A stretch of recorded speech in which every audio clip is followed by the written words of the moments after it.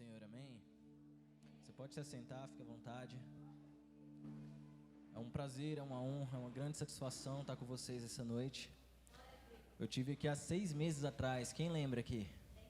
Eita, que bom! Fico feliz, eu também fiquei muito marcado, é muito poderoso estar numa igreja tão adoradora, numa igreja tão avivada. Sabe, eu realmente acredito que Deus tem algo muito poderoso para fazer nesse lugar. Quem acredita aqui comigo? E sabe, a prova disso é que quando ela me convidou, ela mencionou o seguinte: Haile, Deus nos abençoou profundamente, porque Deus concedeu a possibilidade de nós adquirirmos um lote, certo? Né? Quem está vibrando aí? Quem está feliz com isso?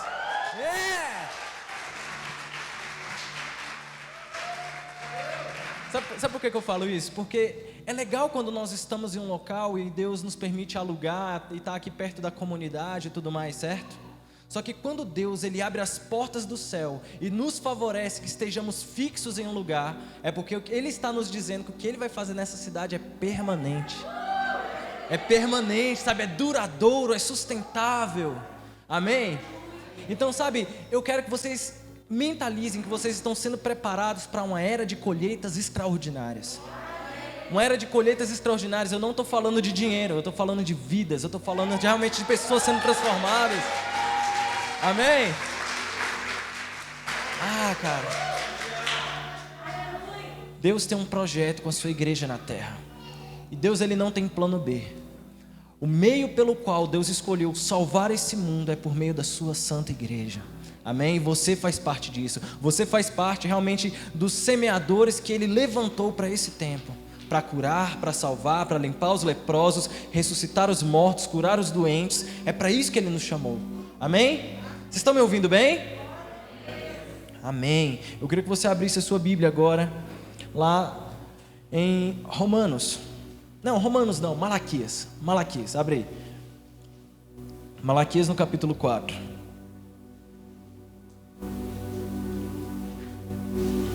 Eu estou há pelo menos 2 semanas meditando nesse texto.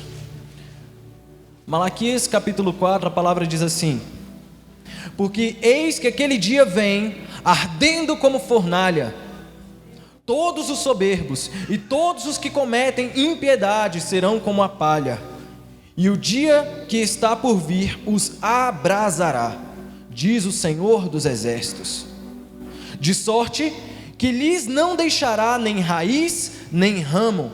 Mas para vós, os que temeis o meu nome, nascerá o sol da justiça, e cura trará nas suas asas, e saireis e saltareis como bezerros da estrebaria.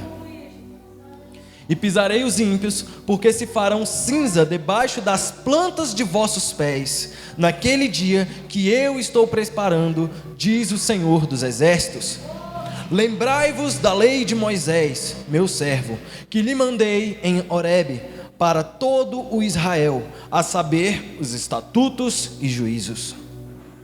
Eis que eu vos enviarei o profeta Elias, antes que venha o grande e terrível dia do Senhor, e ele converterá o coração dos pais aos filhos, e o coração dos filhos aos seus pais, para que eu não venha e fira a terra com maldição. Feche os seus olhos. Senhor Jesus, nesse momento, Deus, traz, Senhor, para o nosso coração um senso de responsabilidade, Senhor, bem aguçado.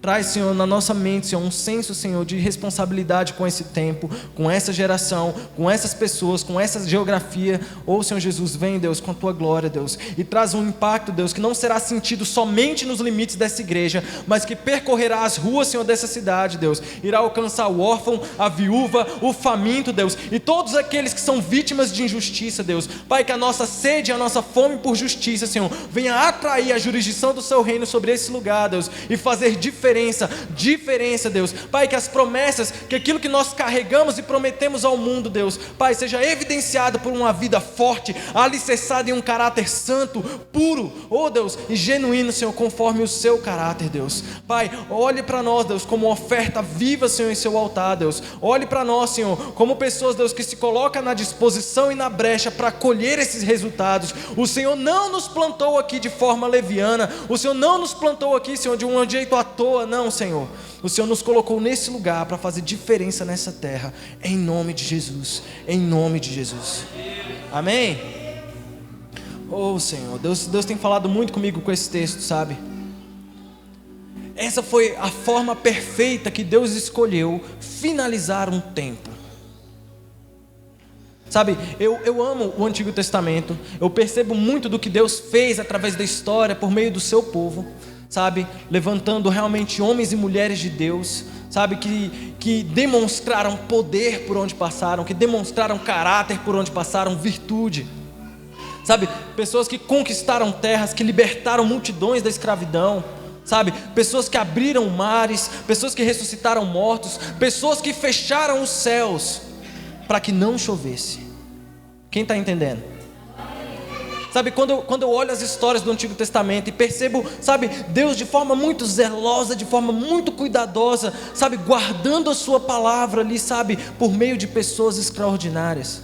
Na verdade, por meio de pessoas simples, mas que se permitiam a viver algo sobrenatural por parte de Deus. Amém? E sabe, muito foi construído, sabe? Deus ele levantou profetas, Deus ele levantou sacerdotes, Deus ele levantou reis, sabe? Ele levantou homens e mulheres simples, mas sabe, que tinham um amor tão grande, uma convicção tão grande, que estavam sendo carregados e embalados por Deus. Pessoas que eram promotores de justiça. Deus levanta patriarcas, sabe? Deus levanta pessoas tão extraordinárias. E de repente ele percebe que, na verdade, apesar de todo o esforço, o povo sempre caía, sempre pecava, sempre errava, sabe, sempre envergonhava o Senhor. E Deus ele tinha que determinar os seus juízos. Então Deus os enviou para o Egito, Deus os enviou para a Babilônia. E sabe, e esse processo de juízo foi amadurecendo neles um senso de que, se eles se desviarem do Senhor, eles estarão atraindo para si, sabe, problemas. Vocês estão me entendendo? Então, Deus, ele resolve enviar o seu filho sobre essa terra, amém? E ele finaliza ali aquilo que ele poderia estar falando ao seu povo no livro de Malaquias. Malaquias é o último livro do Antigo Testamento, e nós lemos o último capítulo do Antigo Testamento. E essa página em branco que tem entre Malaquias e Mateus representa cerca de 400 anos que Deus não falou com o homem. Sabe, na verdade, eu gosto de acreditar que, na verdade, não se trata de um silêncio de Deus, onde Deus não falou com os homens, mas, sabe, é um tempo onde não haviam homens capacitados a ouvir a voz de Deus, porque faz diferença, sabe, não se trata de que Deus simplesmente se silenciou, de que Deus se calou, não, se trata de pessoas que, na verdade, fecharam seus ouvidos para não ouvir aquilo que Deus está falando ao seu povo. E sabe, com a presença de Deus, ser conduzidos, sabe, com a presença de Deus já é um pouco difícil, porque muitas vezes nós caímos, nós fraquejamos, às vezes nós rejeitamos a voz de Deus, porque Ele nos pede coisas absurdas demais, que às vezes a gente não quer fazer. Agora imagine o que seria a condução de uma religião sem Deus falando. Você consegue entender isso?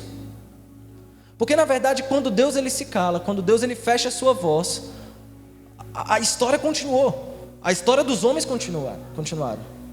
Na verdade, quando o povo de Israel foi levado para a Babilônia, e eles passaram ali muitos anos, e eles regressaram com muita dificuldade, mas regressaram. Claro que pelo favor divino ali, sabe, por meio de Neemias, Zorobabel, levantando a cidade, o templo, você conhece a história. Então assim, eles voltam de lá com uma convicção, de que quem levou aquele povo para a Babilônia foi a idolatria. Eles saem de lá com essa conclusão: quem nos levou para a Babilônia foi a nossa idolatria. No período dos reis, no período dos profetas, eles se vendiam, levantavam altares a outros deuses, levantavam, sabe, altares de adoração a outros deuses. Então Deus executou o seu juízo naqueles dias, levou o povo para a Babilônia. E quando eles voltaram de lá, eles falaram: nós nunca mais poderemos nos curvar a um novo Deus. É exatamente por conta da nossa idolatria que nós fomos parar nesse lugar. Então, algumas medidas históricas foram adotadas pelos judeus para que eles não incorressem mais em um crime de idolatria. E é nessa fase da história, é nesses 400 anos, de Malaquias a Mateus, que se levantam 4 escolas principais de pensamento. E você conhece elas muito bem. Só que parece que elas caíram de paraquedas no Novo Testamento, porque não existia um precedente histórico que explicava a existência dos fariseus, dos saduceus, dos essênios e dos zelotes. E agora eu vou buscar um pouco de história só para explicar para você do que se tratam essas correntes de pensamento, essas correntes de filosofia judaica, que tentavam, na verdade, dirimir os pecados do povo a ponto de que eles não incorram mais em algum tipo de cativeiro ou coisa semelhante. Eles começaram a ter momentos de debate bíblico, sabe? Eles começaram a vascularizar a exposição da palavra por meio dos bairros mais simples. E é aí que surgem as primeiras sinagogas. Porque antes não existiam sinagogas. Quem é que lembra de alguma sinagoga no Antigo Testamento? Não tinha. As sinagogas foi uma metodologia, foi uma política pública, sabe, implantada em Israel, para que nos guetos, nas cidades, nos bairros, as pessoas pudessem ter um momento de edificação com a palavra. A ideia é maravilhosa, é incrível. Então eram como se fossem pequenas capelinhas que eram distribuídas pela cidade, onde os judeus iam lá para pegar a lei, e ler a lei, e discutir a lei, e aprender com a lei a nunca mais adorar um outro Deus. Vocês estão me entendendo? E fruto desses debates, fruto dessas argumentações, surgiu o pensamento dos fariseus, que na verdade, se fôssemos avaliar sobre os nossos olhos de hoje, eles estariam mais corretos. Porque eles acreditavam na história de Israel, acreditavam, sabe, nos milagres de Moisés, e traziam para eles uma conotação espiritual. Então, quando se falava que o mar vermelho se abriu e o povo passou, eles de fato acreditaram que de verdade das narinas de Deus surgiu um vento que abriu aquilo ali e permitiu que 1 milhão de pessoas passassem por um dia naquele lugar. Contudo, os mais céticos, os mais carnais, conforme os nossos padrões hoje, diria que não foi bem assim. E esses são o movimento dos saduceus. Eles eram pessoas religiosas também acreditavam no Antigo Testamento, mas eles não acreditavam na sobrenaturalidade dos eventos. Então, quando eles pensavam que sim, que Deus abriu o mar, na verdade eles tentavam deixar isso mais natural e dizer não, na verdade foi a maré que baixou, e graças a Deus que baixou, porque permitiu que o povo passasse naquele lugar e tudo mais. Eles acreditavam nos eventos bíblicos, mas não acreditavam na sobrenaturalidade das coisas, e uma delas é a ressurreição. Os saduceus não acreditavam na ressurreição, e os fariseus acreditavam. Só que quando você vai evoluindo esses pensamentos, ano após ano, década após década, e na verdade não existe palavra revelada, Deus não está falando com os homens, Deus não está falando com as pessoas, então é natural que essas mensagens, que podem até ter começado de uma forma boa, positiva, propositiva, elas vão se corrompendo no meio do processo. Vocês estão entendendo? Então, eles começaram a se corromper no meio do processo, porque, sabe, é natural que tudo aquilo que nós fazemos sem Deus, ele não prospera, ou pelo menos ele não prospera da forma correta.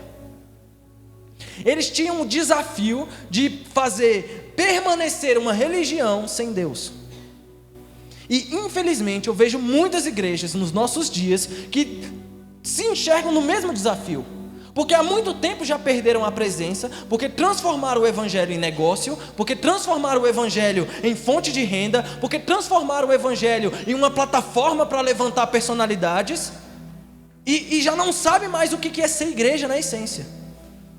Porque quando Deus não vem com a sua voz e vai guiando o seu povo, a gente precisa inventar uma voz para Deus, para que a gente guie o povo conforme os nossos desejos, os nossos ímpetos, as nossas motivações. E é por isso que às vezes a gente olha para os nossos dias e vê igrejas, sabe, tão desalinhadas daquilo que Deus está fazendo. Por quê? Tipo assim, não, peraí, eu sei o que Deus está falando comigo, eu sei o que Ele está colocando no meu coração, mas com outro lugar, Deus está fazendo de um jeito diferente. E a gente não sabe nem como, sabe, digerir isso. E eu não estou falando sobre pessoas que estão certas ou erradas, mas se existe uma igreja e existe um só Deus, quer dizer que só existe uma direção para o que Ele quer fazer nessa terra. E quando tem muitas vozes, muitos pensamentos, muitas correntes, muitas modalidades, é de se estranhar. Especialmente porque o Evangelho, ele se trata de uma declaração de ofensa a esse século, certo? Então, se aquilo que carregamos, na verdade, ofende o nosso homem interior, não é natural que aquilo que pregamos atraia tantas multidões. Não é natural. Porque as promessas do Evangelho para nós dizem que nós seremos odiados, que nós seremos perseguidos, sabe? Que nós seremos caluniados, sabe? Que as pessoas nos odiarão, mas que nós deveríamos ter algum bom ânimo, porque Jesus venceu o mundo, certo?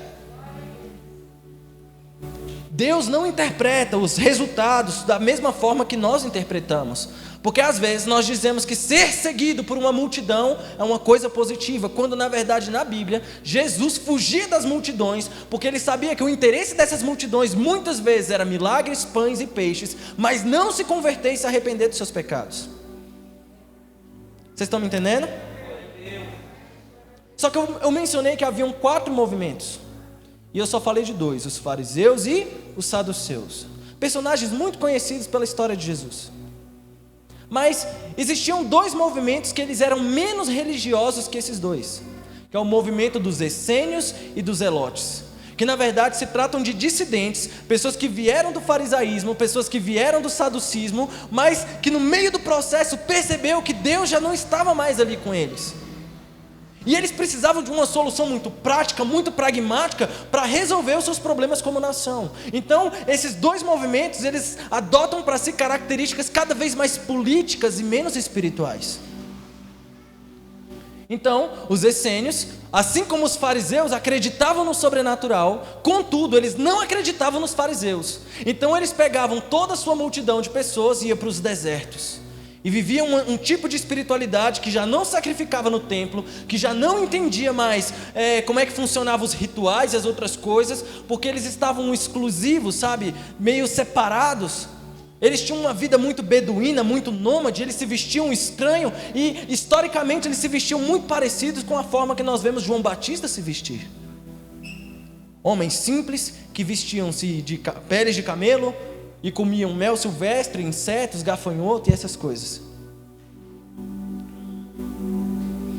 Já o movimento dos zelotes, dissidentes do saducismo, eles eram a corrente menos espiritual de todas e muito mais política, porque na verdade eles tentavam se rebelar contra o império que estava subjugando aquele povo. Então eles faziam atentados, sabe, conforme a gente vê às vezes o Hamas fazendo, o Hezbollah fazendo. Então assim, eles eram um grupo armado, que eles faziam alguns atentados, saqueavam estradas, saqueavam transições de dinheiro, eles matavam soldados romanos, e eles tinham consigo o compromisso de nunca se render ao Império Romano. Eles eram contra, por exemplo, você dar imposto a César. E é por isso que, na verdade, de forma muito sutil, as pessoas perguntaram para Jesus: é lícito dar tributo a César? Porque eles queriam, na verdade, tirar de Jesus uma fatia de popularidade. Porque no momento em que ele concordasse que era possível dar tributos, então os zelotes, eles iriam se afastar da causa de Jesus, e ele teria menos gente para sustentar a sua posição. Tudo era muito pensado, tudo era muito articulado, sabe? As pessoas, elas faziam esse tipo de coisa para tentar tirar de Jesus qualquer tipo de poder, qualquer tipo de critério, mas a sabedoria de Jesus, ela estava tão acima dessas coisas, que ele conseguia dar respostas que silenciava fariseus, saduceus, mestres da lei, doutores, zelotes, soldados romanos e até os reis se calavam diante de Jesus. Porque na verdade isso fala do nosso desespero, do desespero, sabe, da nação como povo, como pessoas. Eles estavam angustiados, eles estavam sendo vítimas de uma grande injustiça, eles estavam na verdade sendo saqueados, sendo humilhados, e tudo que aquele povo mais clamava era pela vinda de um Messias, especialmente porque eles acreditavam nas promessas que nós acabamos de ler. Versículo 2: mas para vós, os que temeis o meu nome, nascerá o sol da justiça, e cura trará nas suas asas, e saireis e saltareis como bezerro na estrebaria. Eles estavam na verdade apegados à última mensagem que Deus derramou sobre o seu povo por meio de um profeta.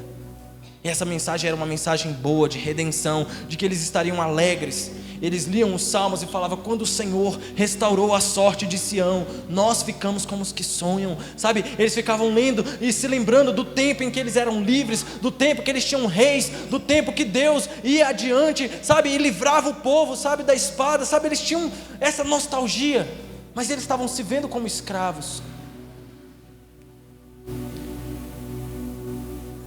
Agora eu queria que você abrisse a sua Bíblia em Lucas, no capítulo 3.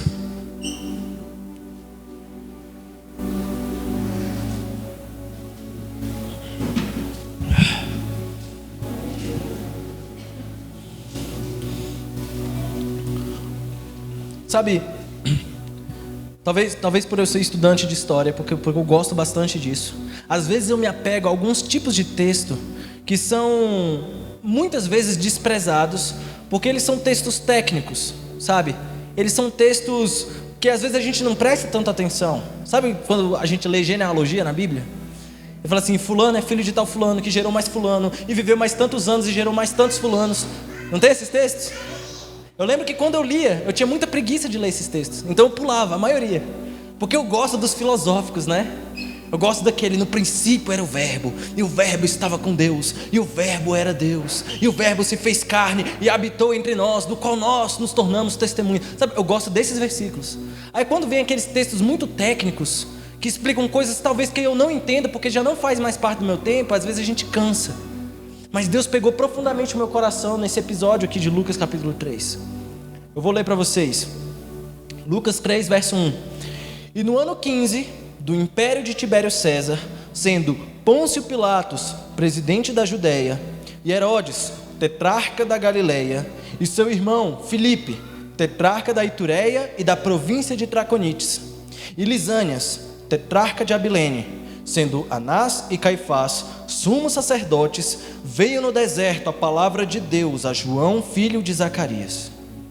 Só isso. Olha que texto estranho. Na verdade, esse texto, ele desenha no tempo de Jesus o cenário político e religioso. Ele estabelece quem é que está no governo, quem é que está no poder, como é que estava aquela sociedade organizada no dia que Jesus veio como Messias. E me chama a atenção que esse texto, ele elenca um imperador, 5 províncias, 4 governadores, 2 sumos sacerdotes e um profeta. Vamos lá, eu vou repetir para vocês. Esse texto, ele ilustra para nós um imperador, 5 províncias, 4 governadores, 2 sumos sacerdotes e um profeta. E a pergunta que eu tenho para você essa noite é: o que tem errado nesse texto? O que está errado no registro desse texto? Quem aqui levanta a mão para responder? Muito estranho, né? Mas como assim está errado? Tem um texto da Bíblia errado? Não, o texto da Bíblia não é errado. Tem alguma coisa errada acontecendo nesse texto que às vezes a gente não percebe. Passa assim tão rápido. E isso demonstra como que estava corrompido e enegrecido o sistema político e religioso do tempo de Jesus. Quando a palavra fala que havia um imperador, 5 províncias, 4 governadores, 2 sumos sacerdotes e um profeta, é de se estranhar a presença de 2 sumos sacerdotes. Não faz sentido. A Bíblia fala que só existe um sumo sacerdote. E se tem 2, já é um indício de que as coisas não estavam funcionando na normalidade dos fatos, sabe? Não estava funcionando na normalidade bíblica das coisas. Por que 2 sumos sacerdotes? E isso me chamou a atenção. Eu não sei se você percebe, mas o sumo sacerdote Caifás é o sumo sacerdote que decreta a sentença de Jesus e leva ele na presença de Pilatos, na presença de Herodes, até que ele seja crucificado e morto. E ele era genro de Anás. Anás era sogro de Caifás.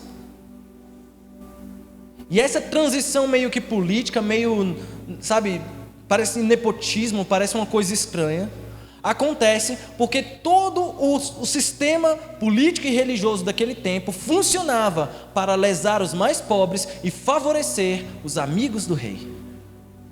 Nada tão diferente, né, dos dias de hoje. Quando a gente olha, tipo assim, o cenário da política brasileira, a gente fala: meu Deus, que coisa terrível, tanto roubo, tanta corrupção, tanta coisa. Não está tão diferente. Sempre que Deus não está falando com o seu povo, os homens se corrompem, a terra entra em maldição. Mas o texto termina dizendo que veio a palavra de Deus a João no deserto. Quando nós lemos Malaquias, foi quando Deus finalizou a sua palavra. Quando nós lemos esse texto, é o momento em que Deus ele retorna com a sua palavra e ele levanta um profeta que se vestia de forma estranha, que falava coisas de forma estranha, sabe? Para que ele viesse aplanar os caminhos, sabe? Para que ele viesse consertar as veredas, trazendo uma mensagem forte, difícil, dizendo: arrependam-se, arrependam-se. A mensagem de João, ela era muito forte, ela era muito impactante, muito significativa. A mensagem que João trouxe para nós, na verdade, não é nada tão novo do ponto de vista bíblico, mas era novo para aquela geração, porque há muito tempo eles estavam desconectados da voz de Deus.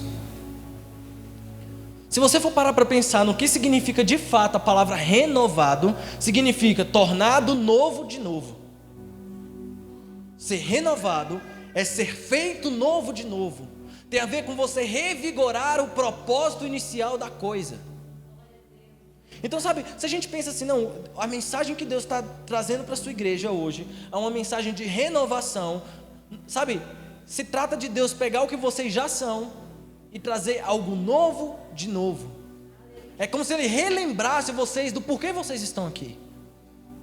Sabe, essa igreja ela não nasceu fruto do acaso, essa igreja ela não nasceu, sabe, fruto de um escândalo, ela não nasceu fruto de nada, senão da vontade de Deus, para esse tempo, para esse lugar, sabe, e quando a gente vai se esquecendo do propósito, a gente vai simplesmente sobrevivendo domingo após domingo, domingo após domingo, e o desafio mais difícil que você tem espiritualmente falando, é você saber o que vai acontecer no domingo que vem, e não é para isso que Deus nos chama. Para que nós venhamos manutenir uma rotina de congregação, não. Eu queria que você realmente pensasse o que Deus quer para você, o que Deus quer para você no seu coração para os próximos 10 anos. Sabe, o que Deus quer para a nova geração daqui a 10 anos, daqui a 20 anos. Sabe, você consegue projetar as coisas assim num prazo maior? Porque quando você pensa na densidade dos desafios que estamos prestes a viver como igreja, sabe, isso exige de nós um compromisso muito maior com o processo da coisa, sabe, é legal que nós tenhamos um culto especial de aniversário maravilhoso, onde a gente traz uma banda legal, um pregador legal, diferente e tudo mais, e pronto, mas se na segunda de manhã você já esqueceu, perdeu o propósito. Eu vim aqui num culto chamado Profetizando 2021, 6 meses atrás, e eu ainda me lembro do que eu semeei aqui. A questão, eu pergunto, vocês lembram do que foi semeado? Vocês lembram da palavra que Deus liberou? Você lembra, sabe, da carga profética que Deus estava abrindo para vocês na abertura do ano? Ou se esqueceu? Porque com o tempo a gente foi ficando distraído com o irrelevante, para que nós venhamos nos esquecer do nosso propósito maior. Eu não estou dizendo que planejar o próximo culto é ruim, não, gente, é maravilhoso. Eu estou falando que, sabe, a gente precisa caminhar debaixo de uma convicção muito mais sólida do que simplesmente cantar, pregar, tocar e ir embora. Não. Se trata realmente de assumir essa cidade, sabe, com verdade, com convicção, como se você estivesse ouvindo a pregação do Evangelho pela primeira vez na sua vida. E é por isso, abre a sua Bíblia aí, em Romanos, no capítulo 12.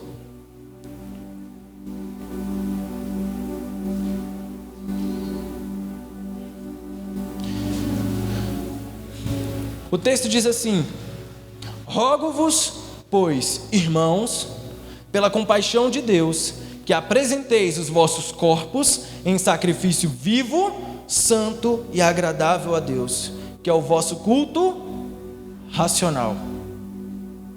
E não sede conformados com este mundo, mas sedes transformados pela renovação do vosso entendimento, para que experimenteis qual seja a boa, agradável e perfeita vontade de Deus. Esse texto, eu não sei se você sabe, mas ele está entre os top 10 dos textos mais conhecidos da Bíblia. A gente adora usar esse versículo, especialmente quando a gente vai fazer, sei lá, algum evento para jovens ou para acampamentos. A gente gosta, sabe? Esse versículo já foi tema de CD, de DVD, sabe? Esse versículo já foi tema de livros, sabe? De tantas coisas, ele é muito comum. Ele não é lá aquele Salmo 23 que todo mundo sabe de cor, mas ele está ali entre os top 10. Mas sabe, o desafio que eu tenho para vocês hoje como igreja é você tentar mentalizar o significado disso no coração de um judeu do primeiro século, quando se deparou com esse texto pela primeira vez. Quando eles já não estavam tão, sabe, influenciados por toda uma bagagem cultural que vem do nosso cristianismo ocidental. Porque hoje, talvez, a gente olhe para o cristianismo, não na mesma força e intensidade que ele deveria ter, porque a gente vem de um retrospecto cultural muito amplo, muito vasto. Não é tão difícil hoje você ir para uma farmácia e você olhar lá na farmácia que o símbolo dela é uma cruz. É um símbolo cristão. Talvez não seja tão estranho para você pegar e ver um logotipo de uma funerária e no logotipo dessa funerária ter lá um pombinho voando, simbolizando o Espírito Santo. Ou quando você vai numa livraria e o nome da livraria é Maranata. Ou numa loja de construções chamada Maranata. Ou quando você vai, sei lá, numa livraria chamada Shalom, Kadosh. Ou nomes que pertencem ao universo cristão, mas eles já estão tão enraizados na nossa cultura que a gente olha para eles e não sente o impacto daquelas palavras, daqueles símbolos, como os cristãos tinham pela primeira vez. Nós somos hoje o que a história chama de uma geração pós-cristã. É uma geração que já ouviu do Evangelho. Existem, claro, povos não alcançados pela mensagem, os missionários devem ir lá e pregar o Evangelho, maravilhoso. Mas a grande maioria das pessoas que estão aqui, a grande maioria das pessoas do Brasil, já vieram de uma bagagem cristã, de alguma forma. Nós vivemos no país mais católico do mundo, que caminha para ser o país mais evangélico do mundo. Nós temos aqui no Brasil o último núcleo de resistência ao aborto no mundo. Nós temos aqui uma grande massa de pessoas que se veem conservadoras, que defendem a família, que defendem os valores, sabe? E isso é bacana, isso é legal. Mas a gente não pode deixar que a palavra perca impacto nos nossos corações, porque diariamente convivemos com versículos, com cultos, com louvores. Quando um judeu ele olhava para esse versículo, ele entrava em crise, porque ele foi treinado a vida inteira a sacrificar para ser redimido dos seus pecados. Ele foi ensinado a vida inteira que ele deveria pegar um cordeiro de 1 ano, sem defeito, sem mancha, levar até o templo e oferecer um sacrifício. Ele foi treinado para isso. E de repente o apóstolo Paulo fala: não, agora vocês não vão ter que pegar um cordeiro, agora o cordeiro é você. Agora a oferta é você. Você tem que apresentar o vosso corpo em sacrifício vivo, santo e agradável. E esse culto é um culto racional, é inteligente. Você não está sendo coagido a fazer isso. Você tem que decidir, sabe? Tem que partir de uma forma voluntária, de um jeito, sabe, no seu coração, onde você é consciente do que está fazendo. O que Paulo está falando é que a gente não pode viver um cristianismo automático, automatizado, robotizado. Então se trata de vir para a igreja, se trata de cultuar, cantar 3 músicas rápidas, 2 músicas lentas, ouvir a palavra, ter um momento profético e voltar para a minha segunda-feira de carnalidades, como se nada tivesse acontecido, e ainda pensando que realmente foi absolvido pelo Evangelho, porque você se submeteu a uma rotina dominical. Não se trata de você estar debaixo de uma rotina dominical. Se trata de você estar debaixo de um propósito celestial. É totalmente diferente. E quando ele fala assim, olha, esse culto é racional, ele está dizendo que se você não apresenta para Deus o seu corpo em sacrifício vivo, santo e agradável, quer dizer que o seu sacrifício é burro, não é inteligente, é automatizado. Essa mensagem falou assim, olha, se você quiser provar mesmo da boa, perfeita, agradável vontade de Deus, você tem que sim que apresentar o seu corpo em sacrifício. E esse sacrifício precisa ser vivo porque Deus é vivo. Esse sacrifício precisa ser santo porque Deus é santo. Esse sacrifício, ele tem que ser, sabe, perfeito porque Deus é perfeito. É por isso que, na verdade, hoje, nós temos os evangélicos praticantes e os não praticantes, e isso já é um absurdo. Porque um evangélico não praticante, ele é um desviado muito praticante. Vocês estão entendendo? Cara, para onde nós iremos caminhar se nós não dermos espaço para a voz de Deus? Para onde a gente vai? Sabe, no tempo dos meus pais, a minha mãe, ela me falava muito assim: olha, se Deus não está no negócio, as coisas não funcionam. E eu acreditei muito tempo nisso, mas hoje eu já penso diferente. Hoje é perfeitamente possível que algo dê certo sem Deus estar no meio. A gente aprendeu a fazer um culto perfeito sem Deus. É só cantar as músicas boas, é só colocar determinada iluminação, determinado jogo de fumaça, é só ter um teclado no fundo tocando, é só fazer isso, vestir uma camiseta com um tema cristão e está certo. A gente aprendeu. Esse é o desastre, é você ter sucesso naquilo que Deus não aprova. Esse é o desastre. É você conseguir de fato tocar o coração das pessoas porque você decorou 5, 6 versículos.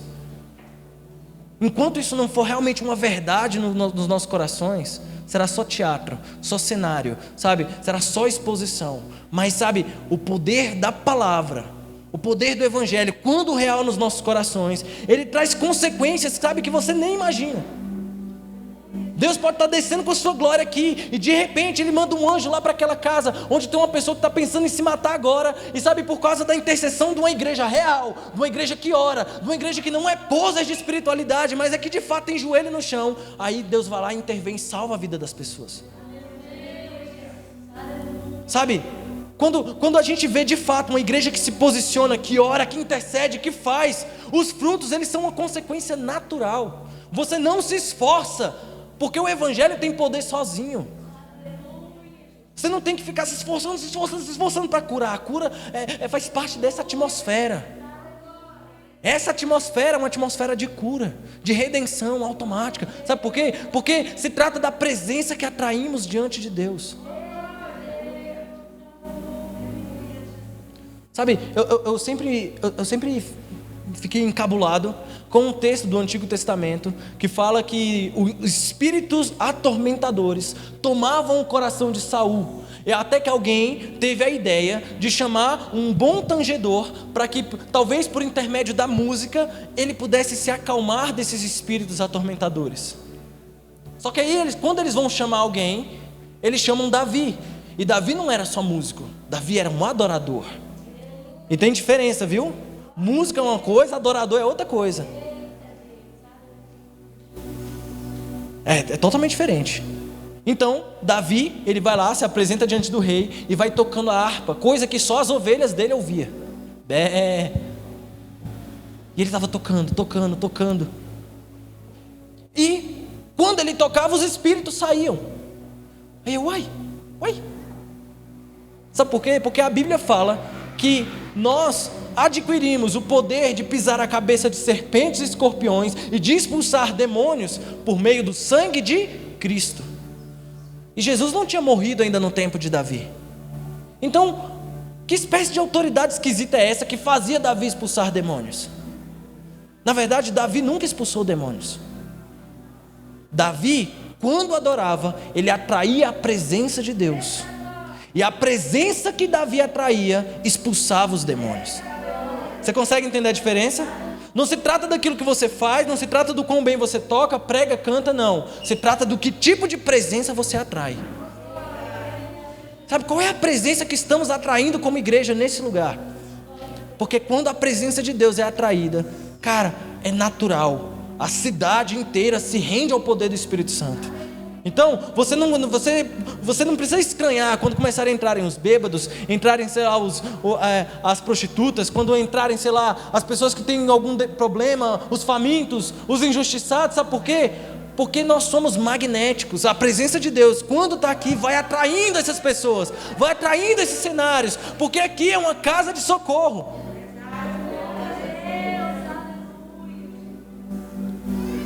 Sabe, me chama muita atenção, abre aí em João, no capítulo 2.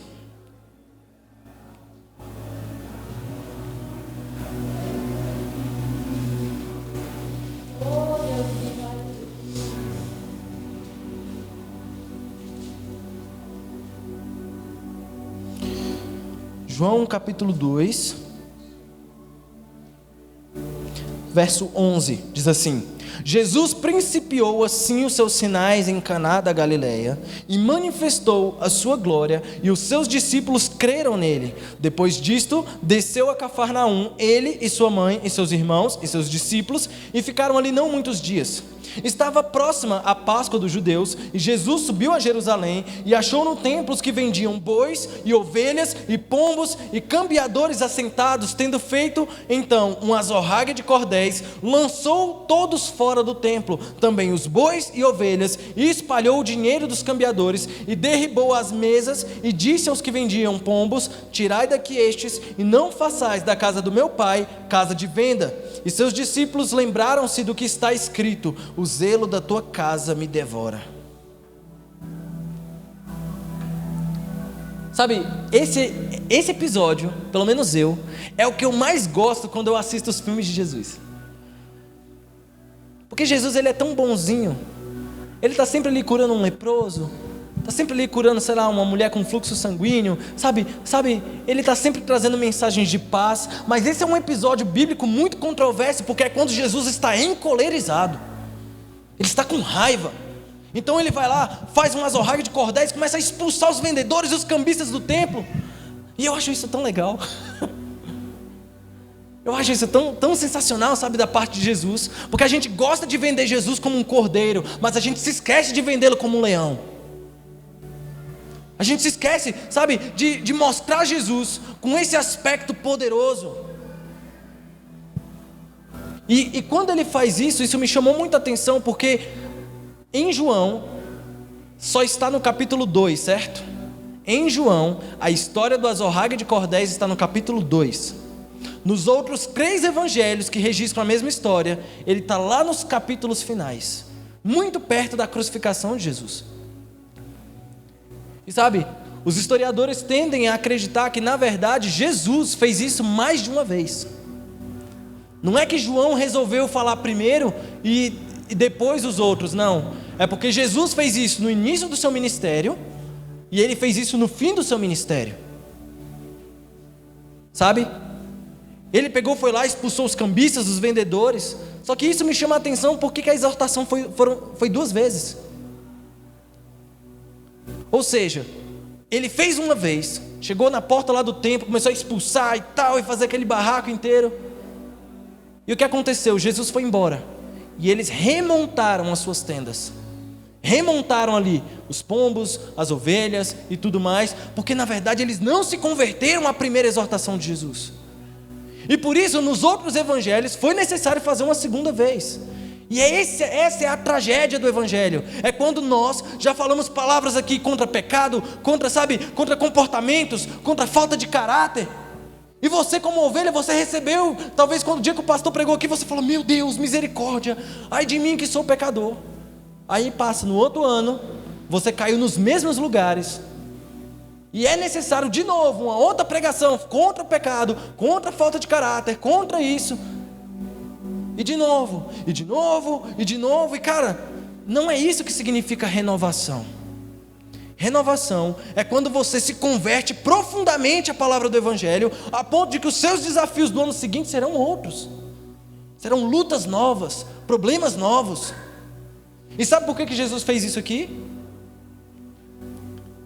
Porque as pessoas, na verdade, estavam manipulando as escrituras para o seu ganho pessoal. Eu não sei se você sabe, mas a forma que as pessoas tinham para redimir os seus pecados era sacrificando um animal. E eles tinham que fazer isso uma vez ao ano, levando algum cordeiro ali de 1 ano, novo, sem defeito, sem nada para o templo. Agora pensa o zelo e o cuidado que isso exige. Às vezes a gente não percebe, mas quando o pastor de ovelhas, ele vai lá e faz o parto da sua cabrita ali, e puxa ali a ovelhinha. Então ele coloca num quadro e marca 1 dia. No outro dia ele marca 2 dias, 3 dias, 4 dias. E ele vai, acompanhando a vida daquele cordeiro, até que então ele esteja pronto para ser sacrificado. E no dia que ele está pronto para ser sacrificado, ele sai da sua terra, coloca ali no ombro e vai caminhando longas distâncias a pé, cansativo, pesado, até que ele chega no templo. E os fariseus e saduceus eram responsáveis por essa conferência. Eles tinham que pegar o animal, olhar a patinha, olhar o rabinho, olhar o olho, ver se estava tudo ok para o sacrifício. Só que sabe, como eles eram os detentores, sabe, dessa autoridade de averiguar ali a qualidade do animal, muitas vezes eles inventavam desculpas para que o sacrifício não acontecesse. Eles olhavam para o animal e falavam: ih, amigo, ó, desculpa, infelizmente tem um carrapicho no rabo da sua ovelha, infelizmente você não pode sacrificar. E ele: rapaz, mas eu vim de tão longe aqui para cá. Falou: não, mas calma, os seus problemas acabaram, porque eu tenho um amigo ali, ó, ele tem uma vendinha ali na frente, e os cabritos e ovelhas dele já estão pré-avaliados pela nossa comissão. Então, por uma bagatela de algumas moedas, você pode ir lá, pegar um animalzinho e sacrificar. E você não vai ter que vir de tão longe trazendo. Só que isso custava dinheiro. Então, muitas vezes, aquela pessoa que não tinha condição mesmo de executar a compra, eles voltavam para casa impedidos de adorar e sacrificar a Deus por conta de um recurso humano que foi inventado pelos homens. Eles reprovavam de forma, premeditada alguns sacrifícios, para que eles pudessem lucrar em cima, porque quando aquele vendia, no final do dia ele dividia os seus ganhos com os fariseus. E esse é um dos primeiros esquemas de corrupção que a gente vê no Novo Testamento. E é por isso que Jesus falou assim: olha, afaste-se daqui, vocês são um covil de ladrões. Você sabe o que é um covil de ladrão? Um covil de ladrão é o lugar aonde os ladrões vão para dividir os seus lucros depois de terem feito um assalto. Isso é um covil de ladrões. E não está tão diferente nos dias de hoje, não está tão diferente. Às vezes a gente impede que as pessoas adorem a Deus, porque elas não estão adorando conforme os nossos critérios, quando nós ignoramos os critérios que vêm do alto. É Deus que falou: eu não quero sacrifício de animais, não quero. E Davi falou: olha, se você quisesse eu te daria, porque só o que eu tenho é animal, mas um coração quebrantado e contrito o Senhor não despreza. Esse é o critério. É por isso que ele falou: a casa do meu pai é casa de oração, é casa de relacionamento. Tudo aquilo que está impedindo o relacionamento das pessoas com seu pai precisa ser renunciado, precisa ser destituído. Porque, se trata de você ser renovado conforme a mensagem que você escuta de Deus. Uma geração que se divorciou da voz de Deus pode até funcionar parecido com igreja, mas não é igreja. Uma geração que se divorciou da voz de Deus não sabe para onde está indo. Pode até ter sucesso no meio do caminho, mas vai ser falido no fim. É porque Jesus ele ainda falou assim: olha, muitos dirão: Senhor, mas no teu nome nós profetizamos, no seu nome nós evangelizamos, nós fizemos milagres. Aparte-se de mim, porque eu não vos conheço. Conhecer, relacionamento. Eu não conheço vocês. Você ser renovado é você ser transformado em uma coisa nova de novo. Essa mensagem ela não é para a pessoa se converter, é exatamente para você que já é crente há muito tempo e está vivendo do mesmo jeito, ano após ano, propósito após propósito. A sua vida não muda, e não necessariamente porque Deus não tem algo novo para você, mas é porque você encontrou uma zona muito confortável na sua fé, onde você pode viver a sua espiritualidade acreditando estar sendo purificado, quando na verdade não. Eu creio mesmo que Deus está fazendo nesse tempo, mas eu creio muito mais em uma geração, de pessoas que não se vende ao sistema corrupto desse mundo. E que pregam o evangelho de Jesus por meio das suas ações, das suas obras. Pessoas que na verdade, que caladas, elas transbordam graça, transbordam amor, transbordam valores. Eu creio que a grande revolução dos nossos dias não virá por meio de uma igreja midiática, mas especialmente por meio de pessoas escondidas, que ainda se lembram de fechar sua porta no secreto, dobrar o seu joelho, orar a Deus, porque o teu pai que te vê em secreto te recompensa. Eu creio nessa geração. Eu creio em pessoas que jejuam e não fazem story disso no Instagram, mas que lavam o seu rosto para que ninguém perceba o seu sacrifício. Eu ainda acredito em uma geração que faz com a direita aquilo que a esquerda nem desconfia. Eu ainda acredito em uma geração que quando ele é convidado para andar uma milha, se propõe a andar 2. Eu creio em uma geração, sabe? Eu creio que quando lhe é saqueado da sua capa, dá também a túnica. Eu creio nessa geração. E é por isso que Malaquias ele fala assim: quando o coração dos pais estiver convertido ao coração dos filhos, e o coração dos filhos convertido ao pai, eu virei e não ferirei a vossa terra com maldição. Aquilo que liberta, que protege a nossa terra de maldição, é quando nós sabemos viver como igreja, pensando no amanhã, mas não divorciado do passado, porque nós não caímos de paraquedas nesse presente. A gente veio de algum lugar.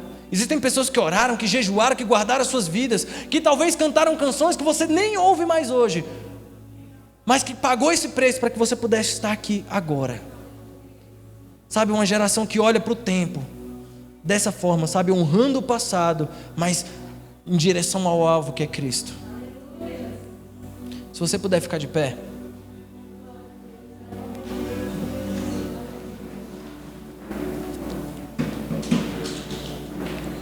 O que eu quero fazer com você essa noite é uma renovação. Uma renovação, sabe, de votos. Eu quero que você aceite Jesus de novo. Eu quero que você saia daqui, sabe, às vezes confrontado, sabe. Eu quero que você saia daqui pensativo hoje. A culpa é de vocês que me chamaram para um dia de festa. Eu não sei fazer dia de festa. Eu sou um cara do mal. Eu gosto de provocar crises no seu coração. Eu gosto de chocar você. Porque na verdade é disso que se trata o Evangelho. Sabe, um dos textos que mais me chama a atenção está lá em Lucas 6. Abre aí, em pé mesmo. Lucas capítulo 6.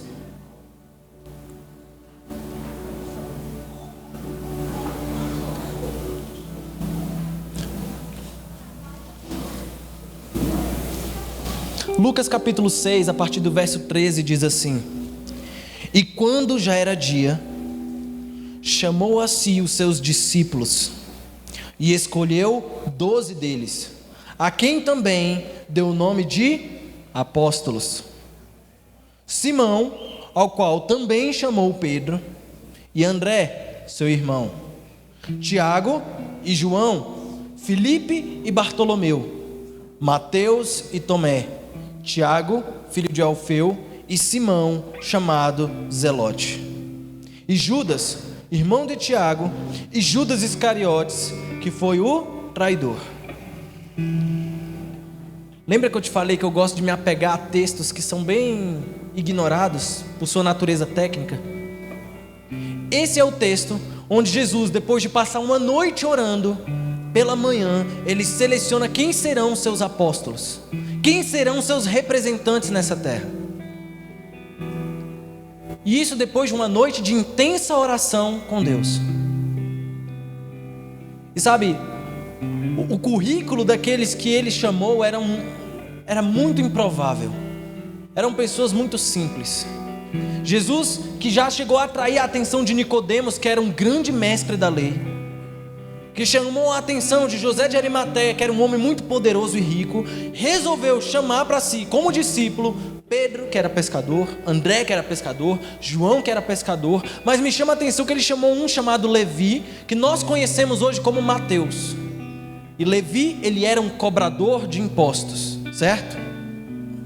Acontece que os cobradores de impostos, eles eram execrados socialmente naquele tempo. As pessoas odiavam os cobradores de impostos, porque eles eram vistos pelo seu povo como traidores.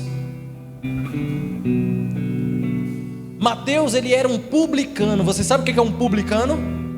Um publicano é um servidor público. Ele trabalhava em nome do império, recolhendo impostos das pessoas, e as pessoas os odiavam por isso. Quando Jesus encontra Mateus, ele vai jantar na casa dele, ele vai comer na casa dele, e os fariseus falam assim: como você consegue comer na casa de pecadores? Tamanho ódio que eles tinham dos publicanos. Zaqueu também era publicano e ele era odiado porque ele era mestre dos publicanos, e as pessoas diziam que ele era bandido, ladrão mesmo, sabe? E ele fazia coisas muito ruins e o povo não gostava dele porque ele era publicano. E o compromisso que os zelotes tinham era de assassinar os publicanos, lembra? O zelote, ele não aceitava que se pagasse tributo a César. Eles não aceitavam que se tirasse dinheiro do seu povo para financiar outro império. Mas quando a gente olha a lista apostólica, onde Jesus ele chama para si Pedro, João, Filipe, André, Bartolomeu, Tomé, Tadeu, sabe, ele vai chamando todos os discípulos, e lá no final ele fala assim: e chamou também Simão o Zelote. Está aí, no texto que a gente leu.